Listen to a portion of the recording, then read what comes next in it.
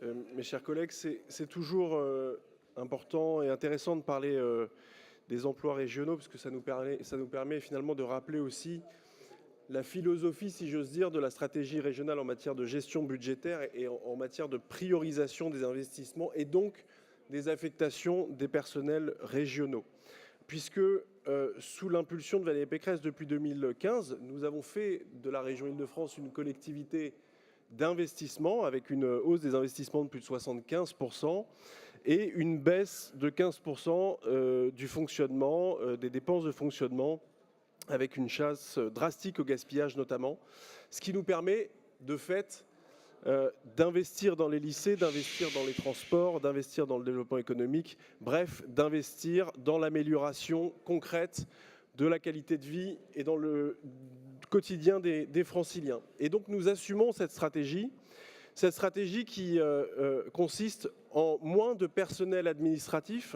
et plus d'humains sur le terrain. Et c'est justement ce que traduit ce rapport sur l'état des effectifs et des recrutements à venir. Et donc, je voudrais revenir sur des recrutements significatifs pour 2024 qui concernent les 53 nouveaux postes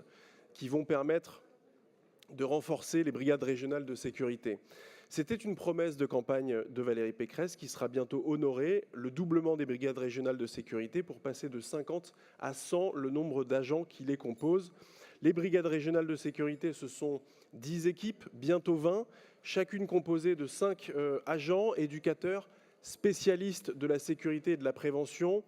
de professionnels de la médiation en milieu scolaire. Et j'insiste sur le fait que ce sont justement des professionnels de la médiation en milieu scolaire, puisqu'on se souvient que la gauche avait brocardé ce dispositif en accusant la région d'envoyer des vigiles de supermarchés, je cite, dans nos lycées, un qualificatif assez méprisant, aussi bien pour nos agents, qu'ils ont salués et à qui ils ont rendu hommage à l'instant, aussi bien pour nos agents que pour celles et ceux, d'ailleurs, qui exercent la profession d'agent de sécurité. C'est peu surprenant, finalement, venant d'une gauche qui nous a plus habitués au mépris de classe qu'à la lutte des classes. Alors nous sommes fiers de renforcer ce dispositif qui a été lancé en 2019 et qui permet, à la demande expresse des chefs d'établissement, d'intervenir rapidement dans les lycées franciliens en cas de montée des tensions entre élèves, en cas de troubles, en cas de harcèlement, en cas de violence contre les biens et contre les personnes. Nous sommes fiers aussi que ce dispositif, qui reste encore violemment et injustement attaqué par certains de nos collègues de gauche et d'extrême gauche, parfois devant les tribunaux, en vain, fort heureusement, ce dispositif dont l'efficacité n'est plus à démontrer.